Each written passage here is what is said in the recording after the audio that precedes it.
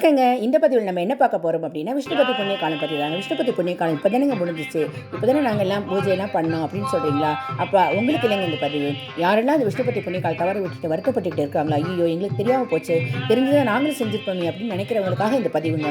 வருஷத்தில் 4 தடவை இந்த விஷ்ணுபதி புண்ணிய காலம் வருங்க.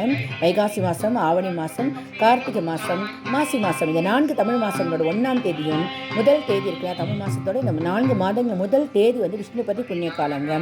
கண்டிப்பாக அடுத்து வரக்கூடிய ஆவணி மாதம் 1ஆம் தேதி நீங்கள் விஷ்ணுபதி புண்ணிய காலத்து பெருமாள் கோயிலுக்கு போயிட்டு 27 பூக்கள் எடுத்துட்டு போங்க. கொடிமரத்தோடு சேர்த்து பிரதட்சணை பண்ணி 27 முறை, ஒவ்வொரு முறையும் ஒரு பூவை கொடிமரத்துக்கு கீழே வைங்க.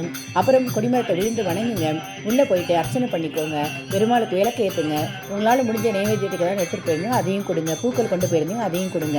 கொடுத்தீங்கன்னா உங்களோட மனசில் இருக்க ஆசைகள்லாம் கண்டிப்பாக நிறைவேறுங்க. என்ன நினைச்சாலுமே கண்டிப்பாக அது விஷ்ணுபதி புண்ணிய காலத்துக்கு அதுதாங்க சிறப்பு.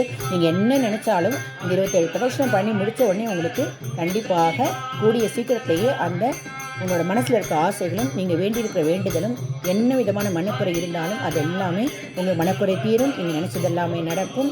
மன மகிழ்ச்சி கிடைக்கும். குடும்பத்தில் இருக்க பிரச்சனைலாம் சரியாகும். நீங்கள் கண்டிப்பாக அடுத்த ஆவணி 1ஆம் தேதி விஷ்ணுபதி புண்ணிய காலம் தவற விடாமல் இதை வழிபாட்டை செய்யுங்க. நன்றி, வணக்கம்.